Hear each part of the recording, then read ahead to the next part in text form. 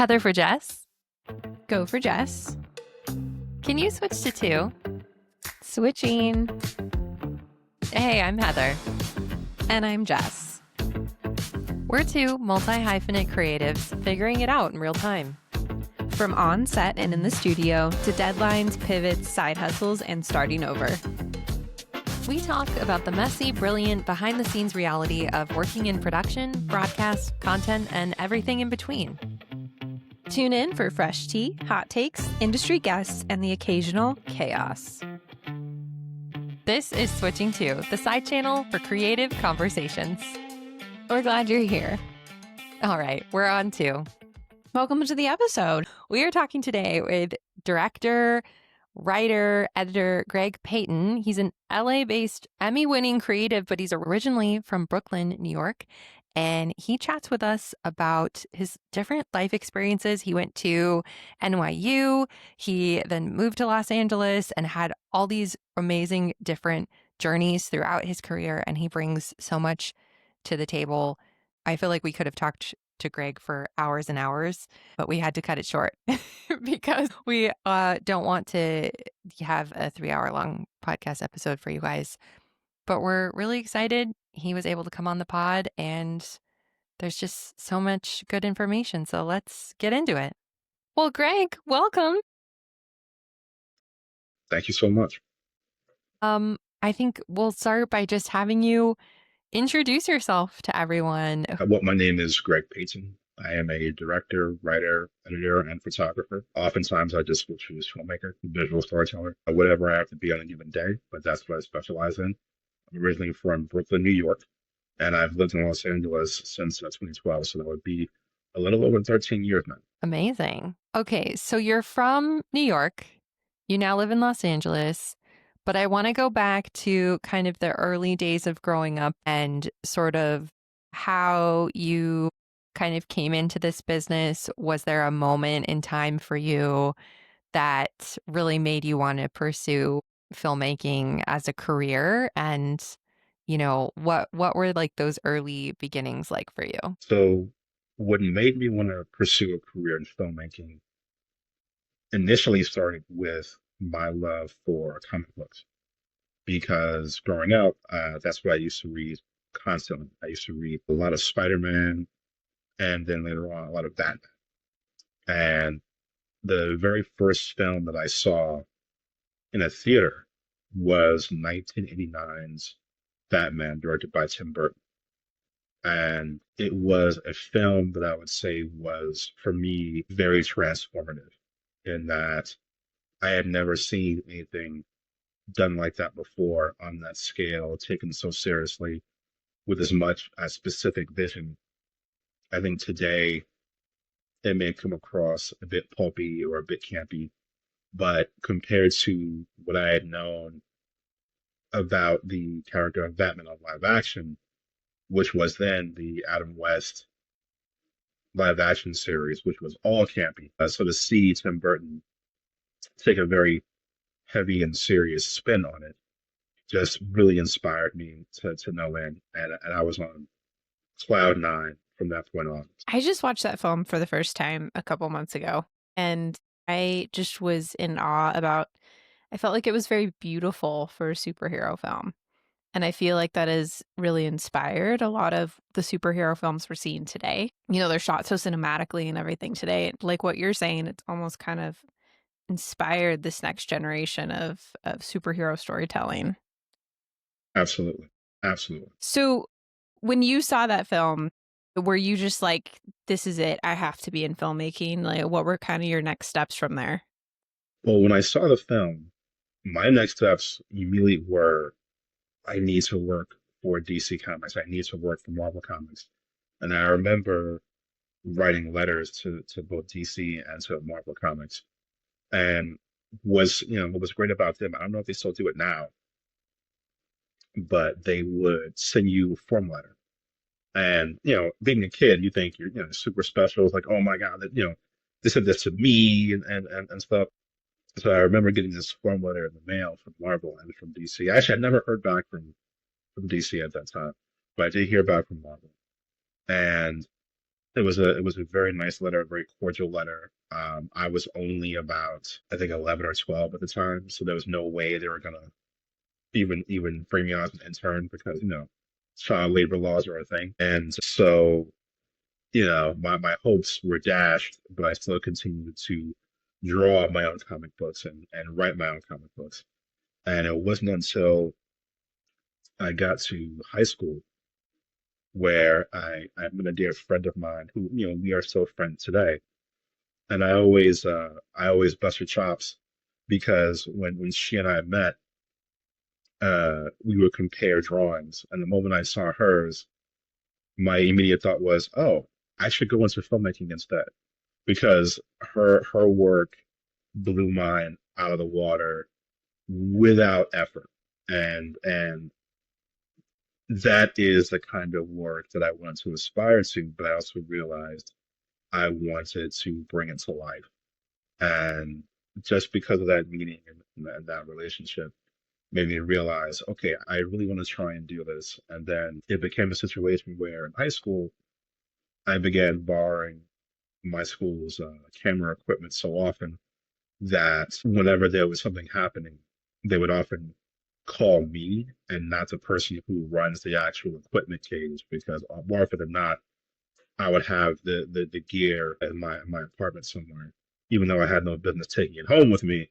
But that's how often I would be using it. So, That's so cool. I love that. Just being like relentless in the thing and just having it feels like you had this, I don't know, this desire like to make something and you were sort of just itching like whether it was through drawing or through filming things and just creating like that was very much inside you and you kind of felt the need to, have that creative process from an early age. no, I'm very thankful that despite everyone's frustrations trying to track me down back in high school about not having a school property, um, I was very happy that I went to the high school I did.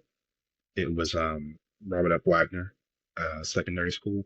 When I was there, it was the Institute for Art and Technology. They're over in Long Island City, Queens, and it used to be the Macy's warehouse, but they converted it to an actual high school. And so overall, the philosophy fostered creativity and fostered thinking outside the box. So I think overall, the idea wasn't to snuff out someone's ambition, but to just keep an eye on it. Just watch it. What were you making? Like, were you doing stop motion? Were you just going around filming anything that you could? Was it like docu style? Were you getting friends and or siblings or something and like making scenes or what kind of stuff were you filming? Well, interestingly enough, just because of just budget cuts and lack of funding, we had a formal arts class and we had an art history class and it was super interactive and I was super inspired by it. But when it came to filmmaking and video production, there just wasn't enough money in that budget. But I did have the opportunity to have a lot of mentors come in and out through what they call studios programs. And the studios programs essentially allowed professionals to kind of come back and to kind of express what they know. So we had a lot of informal teaching by a lot of professionals. One brother, he goes by Eternal, and he is someone who, I've known for almost 30 years now. And he's doing great things and making great documentaries and great series. And his passion and his discipline really rubbed off on me, and I was just, bowled over by just how driven he is. And whenever he and I talk, he always leaves me with a bit of advice. Whether or not he means to give it, whether or not I ask for it or not, he always leaves me with something. And so I took that to heart. When it came to wanting to learn more and to do more, I applied to this program that I didn't know about before, but it was my senior year, and I was kind of organizing senior activities like you do for your class. And I remember my principal had this individual next to her who looked like they could be in high school, but it turns out he was a professor at NYU Tisch, and he was running the editing component of this program called Teacher Filmmakers Workshop. And he pitched the program to a class of us, and I applied. And, once I stepped foot on NYU's campus at 721 Broadway, it was it was definitely being hooked like a drug. And I knew one way or another I had to go here. So I did the high school program. I was able to do 3 projects and express a lot of what I had going on at the time. And fortunately, got into the university full time as an undergrad. Congratulations. And that campus is just walking on it is so inspirational. So, when you went to NYU, what degree did you get? So when I went to NYU, the degree that I got was a Bachelor in Fine Arts, and it was in undergraduate film and television with a specialization in television. I want to know, like, what, I mean, that was, I think, such an important thing that I wanted to just kind of get into a little bit, but having sort of exposure, like at an early age, and understanding what possibilities are out there, I think is super important to, for you to be in a place where you could see, oh, okay. I remember the first time, I think I was in junior high school, I learned about like film school and that you could go to film school and that there was this thing called a producer. And I was like, that sounds cool. So just like the importance of just making those ideas accessible to young people so that they see the pathway and it sort of forms for them. But I was just curious, like, was there something you were drawn to specifically? Did you know that you wanted to be a director, or were you still kind of figuring that out at the time? So when I went to film school, it really was just opening a new world to me. And, we're talking, 2000, 2001. So this was just before the internet took off.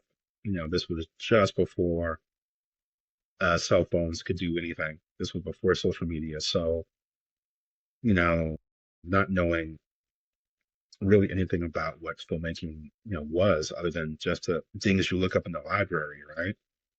So when I got to Tish, I was just wanting to throw myself into everything and wanting to be behind the camera, understand sound, understand what the crews do, and have an appreciation and a respect for what those different departments did. And I think I organically just gravitated towards the writing, the directing, and a lot of the cinematography and the editing. I think one of the skills that I happened to work on a lot was the skill of editing, just because it was something that required and still requires a world of patience. Because when you're telling a story, particularly in the filmmaking, there's the story you write, and that's the story you shoot. But then once you do that, there's a story you got to put together. And then oftentimes, you may find that the story you put together in that edit, it can closely resemble what you wrote or not. You may discover the different inspiration of different things that feel very different. That's so cool. Yeah, that's so true. It's like, discovering it throughout each of the different processes, it brings out something else, and you're able to, through the medium, kind of be like discovering new things as you go. And everybody's kind of molding and shaping this piece of work until you get to the finished product. And many times when you're an independent filmmaker, you're doing a lot of those steps yourself, which is an interesting thing, I think, as well, just to be the one who has to cut the scene that you like work so hard and it's your favorite scene and you love it, but if it doesn't serve the story, it's got to go. Thank you. I mean, as you were talking about that, it reminded me, I was more on the broadcast side of things, but I started in my junior high school and then high school AV programs. And one thing that was really helpful, I think, for us was, everybody does want to be a producer or a director or Mhm. an anchor, and our teacher was really good about saying, okay, we're like rotating jobs. Yeah, You are a sound mixer today. You are the technical producer today. Your post production, your graphics, and being able to give people the opportunity to jump around in different roles and see what's going to work best for them is really helpful and helps make it more accessible. that's right. Absolutely right. Uh, I definitely give all the props and praise to the process of rotation, just because I think if you are siloed into just doing one thing, sure, you will master that one thing. But the concern is, do you have an appreciation for the amount of work and the amount of time that goes into before you step on set? Because oftentimes, if you are the director and if you have the privilege of being a director, you are often never the first person on set unless you're someone like I don't know, like a Spike Lee, who is known for showing up on sets hours before the day begins just to kind of get in the zone. But overall, there are armies of crews that show up before you. There are armies of crews that stay after you. So it's important to understand and appreciate those crews and what they do so that, you really appreciate everyone's time. Yeah, I think that's a really good skill of being, a really important skill of being a good leader is understanding who is on your crew, what their day looks like, what their job looks like, how you can best support each other. I mean, empathy goes a long way. So when it comes to, wearing different hats on a production or just doing that as a career, yes, you do run the risk of spreading yourself too thin or not really giving yourself time to dedicate to the mastery of that one thing. Absolutely. There's a craft and then there's business. And so it's trying to find that balance between art and commerce. Because commerce dictates that you are a one person army. You're a Swiss Army knife. And that's a lot about what the world has become now. Can we get it all in one? Can we shoot, edit, deliver all from your phone? Can this one person do it all? And in many cases, depending upon what it is, the answer has become yes. For example, there was a film that came out last year, or even this year, I can't recall exactly, but it was called Rebel Ridge. And this film was one that was written, directed, edited by the same person, and so that is an example of, I believe this director also shot it. I have to double check, but you can double check. But this film, Rebel Ridge, was an incredible, very lo-fi, very intimate film. Almost has like a very like small town Rambo sort of a vibe, but with a very modern flair to it. And it was so well done, and was an example of you can wear several hats.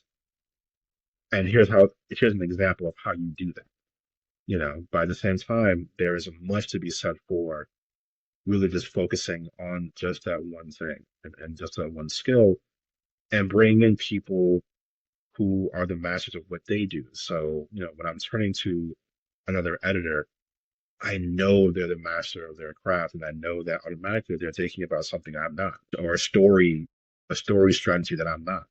Same thing goes with cinematographer. They're thinking about lens choices and lighting choices and setups that I may not be. So I consult with them. And it's very important because I may be thinking about something one way, but then they can come with a whole different vision and really expand upon, what we're doing. Yeah, for sure. I mean, surrounding yourself with collaborators who bring something to the table and will challenge you. You don't want to be the director where your DP just says yes to everything. You want to bring in people who are going to, it's kind of like, if I don't know, I got the vision of like making a sculpture and everybody's kind of chipping away at it to make the thing, and we're uncovering what that is through the process. So that's like a really good point of just surrounding yourself with different creatives and bringing on people who, yeah, know the thing better than you know the thing. And so you can all work together, because I think we've said this before, but filmmaking is not done alone? Yeah, I mean, I think it's a weird thing because it's like, you know, it kind of has to be approached very much like improv, where it's yes and, not so much yes or, but yes and, this and something else. And I think through the process of elimination, you begin to filter out what is going to work better than something else, for a shot, for a scene, for the film. And so if you're able to approach it with respect and love for everyone's opinion, then it's not so much a question of, oh, I have to shoot this idea down, I have to shoot that down, shoot that down. It's not that at all. It's, oh, I like that and I like that. Which one do we like the most? Which one do we like more? What can we afford? What can we do? Which one's safer? Which one do we have time for, and so on. So Absolutely. Yeah. No, that's so interesting. It's just about, and being a director too, I think when I'm directing, I get hit with ideas all day long. And there's also something to be said for like, what do you take in? Because it can be overwhelming and everyone's idea is great. But then to your point, Greg, like thinking about the business side of it and being like, okay, well, what do we have time for? That's great in theory, but in practice, I got to make my day, so it's also like the role of the director is to take it all in and then you make the choice of what's going to serve the story or the project or not. absolutely, Mm-hmm. absolutely. No, you have to be patient enough to listen and to take everything in, to know when someone may have a better way of getting to something, a way of accomplishing something, and also having enough of a filter to understand, damn, that's dope. That is great. I want to do that. We can't do it for this one, though. Not because I don't think it's dope, but because we have X amount of time in this space. We got to clock sunset. We got to clock sunrise. Or the client wants this. I know we want this, but the client's going to kill it. Let's I save that for the next one. Yeah. There's a lot of processing that happens in short periods of time when you're when you're on a set. I'm thinking back to a set that Heather and I were on recently, and we were having the same thing of Heather was the director, and I was doing some unit stills, and we're like, well, we can do this, we can do that, we can do this, but it's like, okay, we have time, and what can we do in the space? What can we do within our time? You're making That's all right. these decisions, but you're also trying to be creative and also make the client happy, and That's also right. be proud of the work that you're making. Especially. It's a lot to juggle. It's like you have to be humble and also confident in your vision and clear in your vision, but also like humble and adaptable enough to, bring in different things. So it's definitely a balancing act. But going off of you talking about the client, I believe that you started in advertising, Greg. So I want to talk about this. I want to talk about the jump from going to film school. You go to Tisch School of the Arts, which is so cool, and you study filmmaking and then you make a jump into the professional world and what that looked like for you and what was your sort of pathway from there. So much has changed between when I graduated from film school and others graduate from film school now, and some who choose to not even go to film school just because of the exorbitant expense. But I know that from my experience then, oftentimes those who graduated back then, this was back in 2005, you know, it was challenging to find work. I mean, we're talking about a professional career in the arts. So it was hard to find something that can pay you, to do anything remotely close to what you went to school for. And the one thing you learn pretty quickly is that the working world, not that they don't care where you went to school, it's just they don't have time. It's like we have these needs. Where you went to school was great, but can you do what we need? Mm-hmm.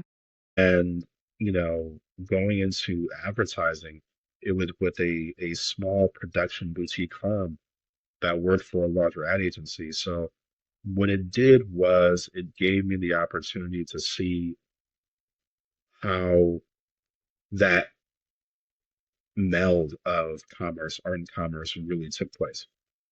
You're having to tell stories over the course of 5, 10, 15, 30, 1 minute commercials. So you're having to tell all these stories and sell a product and really be efficient and meticulous about every frame. And we're talking about Super Bowl campaigns, we're talking about pharmaceuticals, we're talking about cars, and when I came into it, I just was just wet behind the ears, didn't know what from what. And so I started off just being QC or quality control. And my job was to watch down the commercials, make sure, is there a problem? Is there a hit? Is it out of sync? And that there gives you a skill of catching things and having like a sharp eagle eye. And my job is also to do the conversions of making files and DVDs and tapes. Back when you had to do that, you had to make different types of tapes and different delivery formats before things just became a digital delivery service. There was one point where we had to offload, 20 VHSs all at once to go to, distributors because that's all they can take, or, a number of different digibetas. The high definition was brand new. So no one knew what. So we had three different high definition decks from three different brands to make it work. So cutting my teeth there taught me a lot about responsibility, about organization, about clientele, about working with clientele, but also looking out for your people because, a client, in the middle of a room or a session can ask for a million different things. But if you're one person having to make those million different things happen, you can't both speak to them and do what you have to do. So I developed a skill for really conversing with the client to sort of allow who at the time were my editors at the time do what they had to do. They would make the client changes while I would, converse with the client about the campaign or how long was the shoot? Where was the shoot? Who did you work with? Are you going to work with them again? All these different things that sort of allowed them to talk more about the process, talk more about the brand. So it made them feel good, but it also allowed my editor to do their job without going crazy and then getting stressed out because it is very stressful being that one person on the console and you have a room full of accountants and executives and what have you said, hey, can you do this and can you move that and move that back there? Can you move out of frame? What about that guy's hat? Oh, I like the way you go. Oh, can you different take? What do we have there? I like the way you says that. And it's just, all those different things will drive you insane unless you have someone there to help facilitate that. So I think I was unique in the fact that I had no problem conversing with people, and I thank my parents for that. My parents would often take me around a lot of their friends at their job.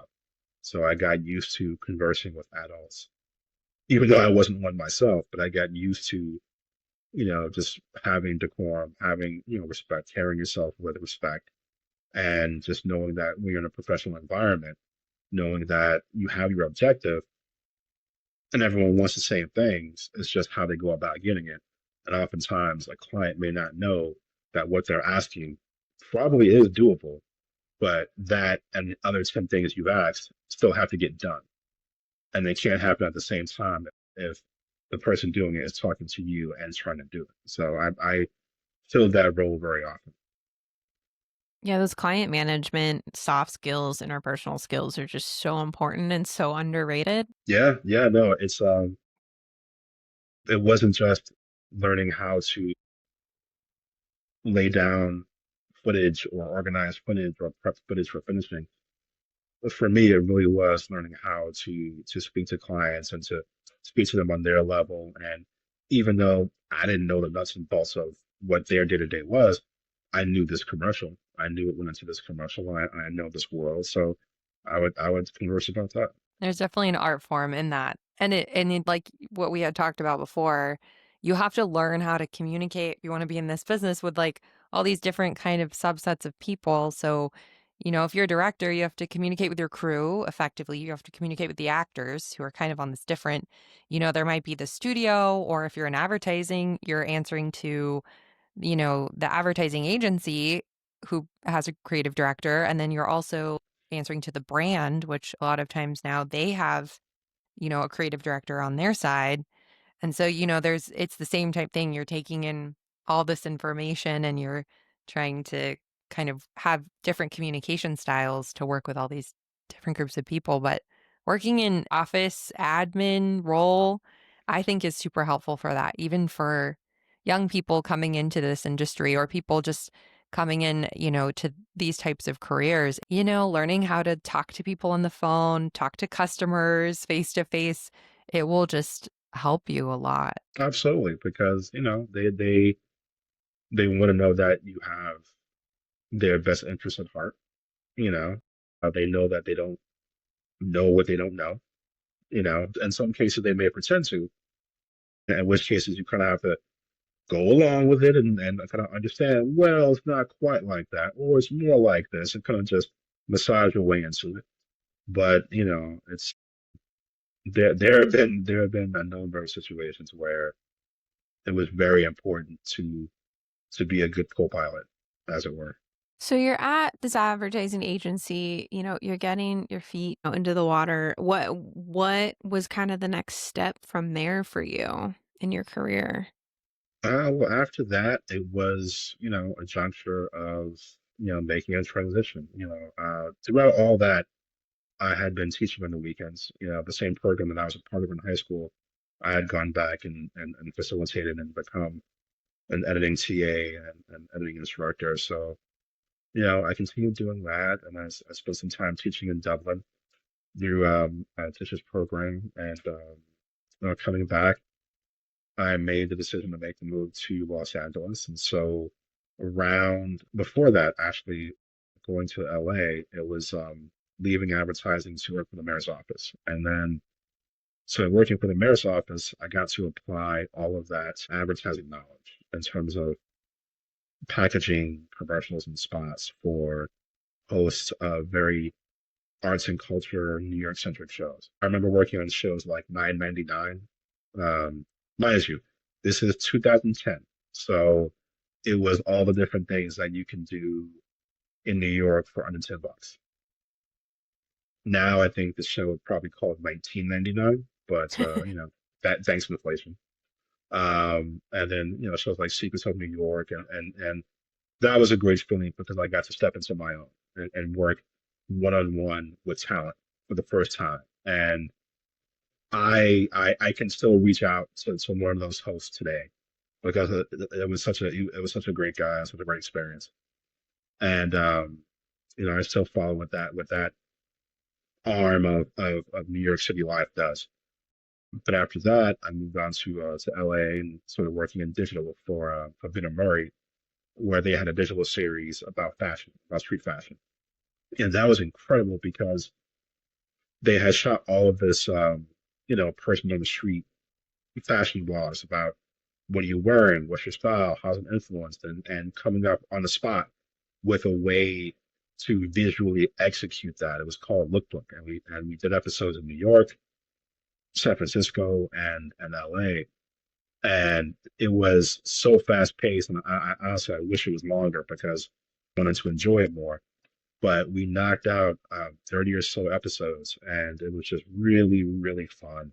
And it really gave me just a breath of fresh air and sort of like getting my feet wet in terms of Los Angeles and San Francisco, and just just seeing just how fast paced that way of production can be sometimes when you're not given the budget or time to really stretch out. It's gotta fit this time frames. What did I mean, what do you think that you learned from that, or what did that teach you on any thoughts on how to be better at that? I think that's a huge trend right now where it's like things have to be quick and you have to get on trends, especially if you're trying to make content or skits or things like that. And you just have to be fast about it. What are your thoughts on maybe some tips for that? I think my tips on being fast often goes back to ironically being slow. And I say being slow in that the one thing that you have time to do that costs you no money is pre-production. And the more time you can dedicate towards your pre-production and knowing what the vision is and what you want to accomplish and how long you want something to be and the consistency of the questions and what you're trying to grasp and the specific b-roll that you want to get. I think as long as you're specific in that, then that makes your edit that much faster. What also makes it faster is organization. Being organized is something that I think a lot of people take for granted. And I think because we're in an era of, oh yeah, we can just shoot everything and throw it in the edit and throw it in the timeline and just go. I'm like, well, yes, you can do that. Or you can take the time and really organize, who is this? Where are we? What are we talking about? And while that does take time, and while we do have a lot of automated tools to help in that process, which I'm very thankful for, that process is important because once you do that process, then the process of putting it all together is so much faster. Because when your EP or your client asks, "Hey, I remember asking so and so about so and so," like, "Oh yes, right here," or I feel like we shot. I don't know, did we shoot that? Oh yes, right there. Or no, we didn't shoot that, but we did shoot this. We did. So taking that kind of time costs you nothing. you know, but it gains you everything and it makes you that much faster. And, over time in other jobs, I've learned the beauty and sometimes the pain of having to be done, even though it's not perfect. Yeah, knowing when to say, all right, this is we're going, this is what it is. It's going Yeah. forward. We Yeah. can't, yeah. And then on top of that, I mean, I feel like when you're speaking about organization, you're also speaking about research and taking the time to kind of understand the client, understand the project, understand, the budget, the time frame, everything that's part of it. You're not showing up to a session, a review session cold. Like, what was shot, what's in the edit, what's available. Yeah, I think that's the Absolutely. thing that's with all of the, I don't know, the social content or things feeling like they're so organic and everybody's making content. I think there's this done like a slight disservice in just that people think that there is no planning that goes into it. It's so off the cuff because a lot of the content is designed to look that way. It's designed to feel improvised and just, so fresh and everything. But there is a lot that goes behind it, the prep work and the planning, so that even if you, which allows you to make this sandbox that you can be spontaneous in when you're actually filming. But yeah, that's a great call out for sure that I think people Absolutely. overlook. Absolutely not. It's a lot of work to make something seem improvised. It's a lot of work to make something seem off the cuff. That authenticity is always what you strive for.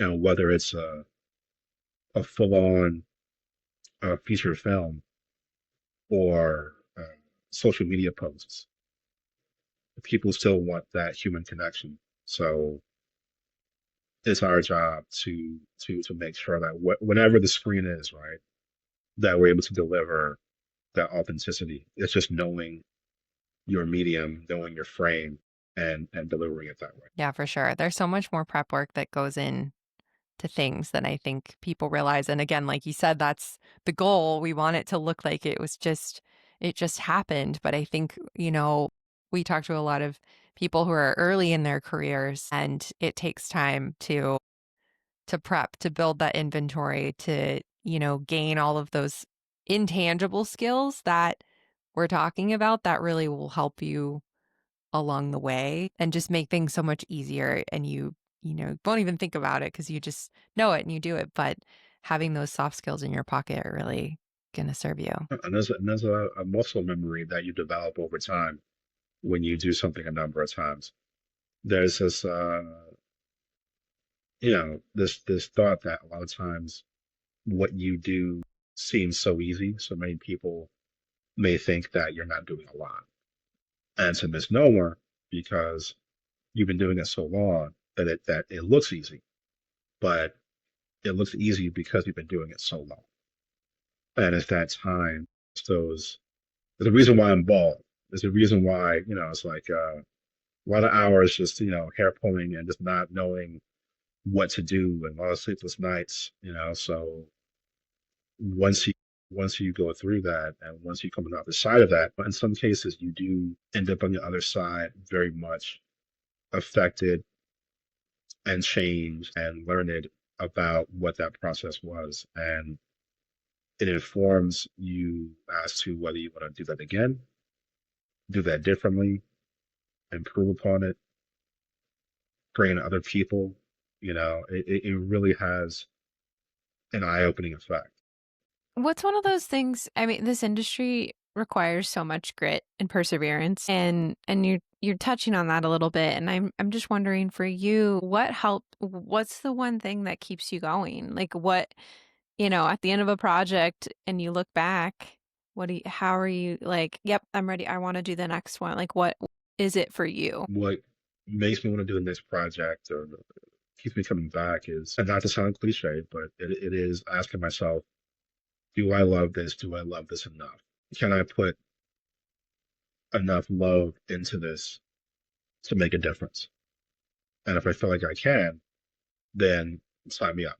If I feel like someone else could do it better, I have no problem saying that. I have zero problem saying that. It was one thing when I was in my 20s and, eager and yeah, you say yes to everything, year of yes, just yes, yes, take this on, take that on, right? But then you find yourself in situations where the better and for worse, you learn some hard lessons. And I've definitely had my fair share of them where, you know, you walk away with an experience that is educational, sometimes painful, but you still did the work and you still gained skills that you can apply to the next thing. And so, when it comes to, grit or determination, a lot of it is, just doing the self check, like really checking with yourself and taking care of yourself and asking yourself, do you feel up to this? And oftentimes you may not have a definitive answer. It may just be a dot, dot, dot. Let's see how this goes. And you just keep checking out with yourself to make sure you're right for it and that the love is still there. When I did that series for But I'm Married, true story, when I arrived in LA, I didn't arrive with an automatic job. There was a job prospect, but without going into it, it went up in smoke.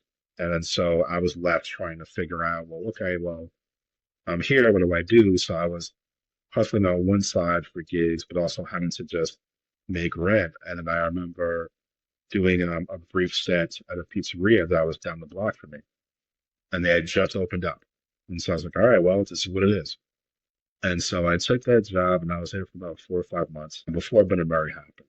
During that time at the pizzeria, I had several cuts on my hands, almost took the tip of my finger off, all the while just trying to make ends meet. And on the week that I began working on that digital series with Ben and Murray, I had a bunch of bandages on my hands. And in the kitchen, working in the kitchen, oftentimes when you have a certain cut that you have to wrap up, we'll have these like I guess, finger condoms that you put on to protect your finger from getting wet or the injury from getting wet. And so I remember essentially just editing with like four different like finger condoms on. And the EP's like, "What happened to your hand?" I was like, "Just different job accidents." And it was just you don't forget the experience of the odd pain that comes from making a mouse click right where you almost severed your finger. So I figure if I can do that, then I think I have that under control. I can do a lot of other things as well. Of that story because I think it like sort of speaks to the bigger picture of just taking all these experiences with you, like the way that we start down a path and oh, okay, we have to pivot because this isn't the way for me anymore. It's not serving you, but yet you still take all those experiences with you and they just shape you into who you are as a creator. And so it just none of it I think is lost in my opinion. Not one bit. Bringing this conversation into what so much of us are in this industry are experiencing today is like things are changing and we have to be able to pivot. I know you've talked about that, Greg, before, just pivoting in the way you work and the way you work with other people, maybe how you see yourself doing a specific thing or changing what you see yourself doing, but also in just technically being able to stay adaptable, and so I'm just seeing like this adaptable pivoting theme, not being so rigid. Yeah, yeah. I've always loved technology first and foremost. If you give me the opportunity to learn about technology, I'll always take it.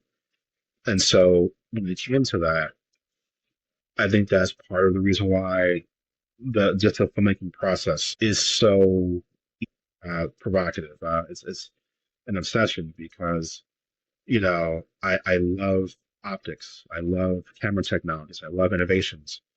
I love different softwares that make the job more streamlined, that save people time so they can go home to their families or just to their lives. So in terms of pivoting, I have had the opportunity and the privilege to learn several different software to accomplish the same goal.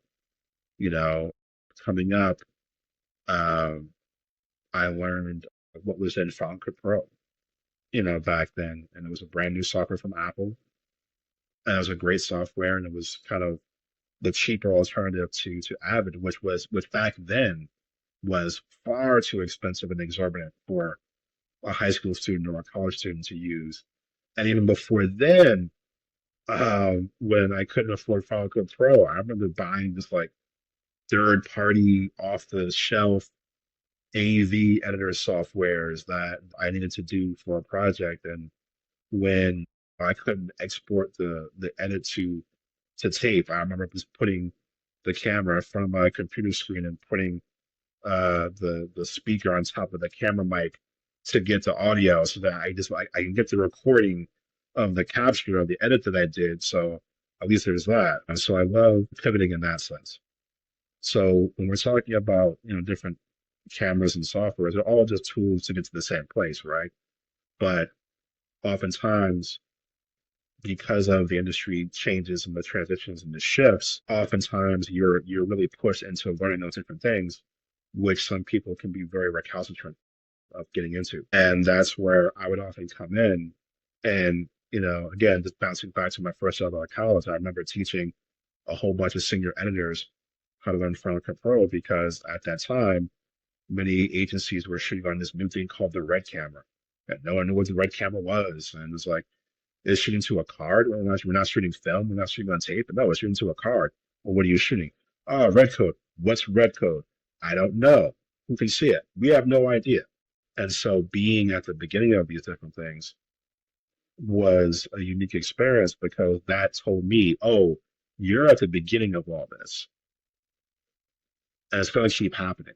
And it's been true to form with everything in my life where when, after learning Avid and then Final Cut kind of fell out of favor because they changed their software and people began using Premiere. So I learned Premiere. And then over the years, I began to see a software come up that I remember, again, back in advertising, I used to see a lot of colorists use when they were doing the color correcting for the commercials, and that was DaVinci. Then all of a sudden I heard, oh, Blackmagic, oh, the company that makes capture cards and cameras, they bought DaVinci. Why? And so they built it out into a whole new editor and stuff like that. And so, that got my attention to learn that. So that's the journey that I'm on now, and just mastering DaVinci just because A, I like learning new things, and B, just because there's gonna come a time when you're going to need that skill, and there's nothing wrong with knowing how to do the same thing with different softwares because now I can cut across at least three to do the same thing. Well, it makes you a more versatile person, right? It makes you more hireable. It makes you, and it's just all around great to continue learning and continue being curious about different tools and skills that you can have. Is there any, if one of our listeners is wondering right now, if they're, what's one skill you think that they should take away from this episode, what would you say? I think that the great thing about now in this year of 2025, super fast internet, you can download, watch, research, and learn anything about anything online. So the resources are already there. And I think that the greatest thing someone can do for themselves is to just invest that time in themselves. I think that for a lot of people, you know, I was only able to attend college on scholarship, scholarships, loans, and grants.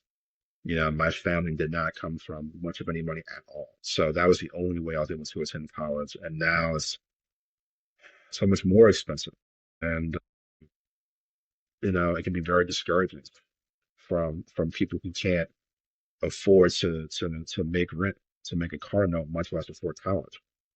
So for doing this kind of work, there is an equity gap, and it's a very wide equity gap that cuts across gender, and that cuts across different socioeconomic, ethnic backgrounds. So I think the one equalizer is using the internet to even that playing field and investing that time into the softwares that can teach you how to be better, while not going broke while doing it. There are great resources like various places where you can rent lenses, rent camera equipment, rent computer equipment online. I've used places like lens rentals all the time just to learn and just to experiment with different gear without having to drop nine, 10, $11,000 on a piece of kit. It's just dropping 50, 60, a couple hundred here to really learn and invest that time so that when you go into a set, you can be helpful, you can be an asset, or at the very least, you can understand. That even if you are a director, you can understand, well, why, redo the camera and the whole body. I'm like, yeah, because this is the body, and if you do this wrong, you'll blow out the FDI port, and then you have no camera at all. You know, so I would say, long story short, I would say just invest the time in yourself. Um, even if you don't have any money, I would say invest that time on the internet to study the ideas that drive you, whether it's how to be a better writer, a better craftsperson, and whatever the field, whether it's art direction, art design, production design, editing, directing, writing. Thankfully, you can access all of these things on the internet. And while I would never discourage anyone from going to college to pursue this kind of work, I also know that it would be irresponsible of me to say college is your only avenue, because it's not. There are so many trade programs that you can find. There are 1 year conservatories you can find. There is, even though it's not popular anymore, there used to be apprenticeships where someone would guide you, and you would basically work under them and learn from them. And it really depends on the kind of person you are. I was inherently an introvert. I grew up with a stutter, so I didn't know what I didn't know, and I was very much shy about it, about everything. So, my experience isn't your experience, but I can speak to the experience of just not knowing. And the quickest way to know something is to look it up, look it up and follow up, and don't take the first thing you read as gospel. Get other sources, do your research, get multiple records of the same thing that either support your idea, support your hypothesis, support what you're learning, or disprove it. There is no gospel to what it is that we do. We're three different people here who come at visual storytelling three different ways. So there is no one way of doing it. So I think I would just encourage anyone to keep being curious, and keep investing in yourself first and foremost. Yeah, I love that. It's like developing your point of view is the one thing like that makes you unique in this industry, and you don't need to go to university for that. I mean, there are so many different ways to learn, as you said. There are workshops, and you can get an internship. You can also just make your own, university, if you will, through YouTube University and all of that stuff, and also learning just by doing, setting up little figures and filming it with your phone, like you'll figure out, different things and the rule of thirds, and you'll just start to, kind of absorb these different things. So I think it's very cool. Our industry, you don't need to uh, necessarily have that piece of paper like you do in some others. You don't need to have the engineering degree or the doctorate or anything to pursue that career path, which is really cool and exciting. You just really need to have a point of view and develop those technical skills. Yeah, I think the one thing about our industry, and I say industry in the broadest sense, when you're talking about commercial work or you're talking about filmmaking features or documentaries, it is the one type of business where it's all about how well you can execute and how long you can execute, how smartly you can execute, and do it among people who you enjoy being around and who enjoy being around you, ideally.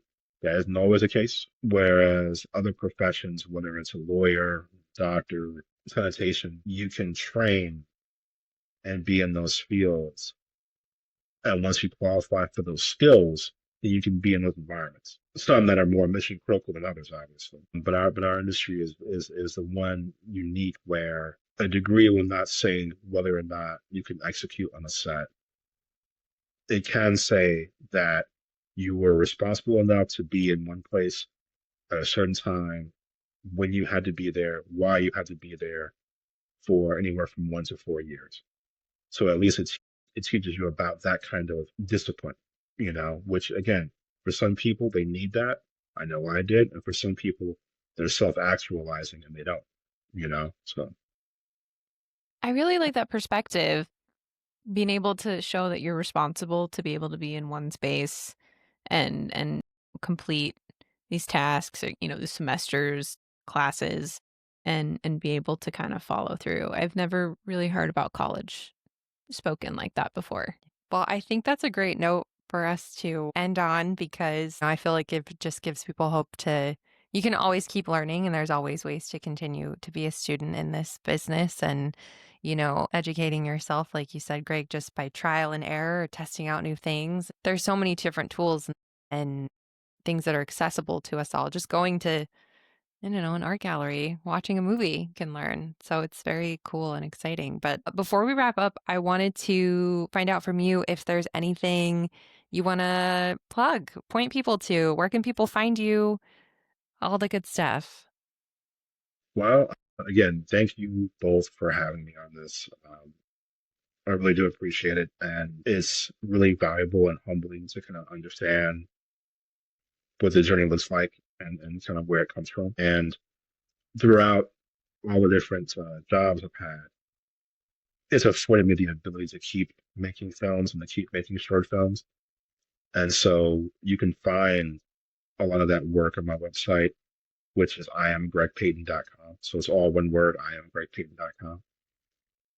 And then my Instagram is Director G Payton. So at Director G Payton on Instagram. And a lot of that is filled with more explorations of just photography and filmmaking, micro shorts, short films, web series, different commercial campaigns. And most recently, I had the honor and privilege of wrapping up a 7-season series for LA Times Today. And it was Which you won an Emmy really for.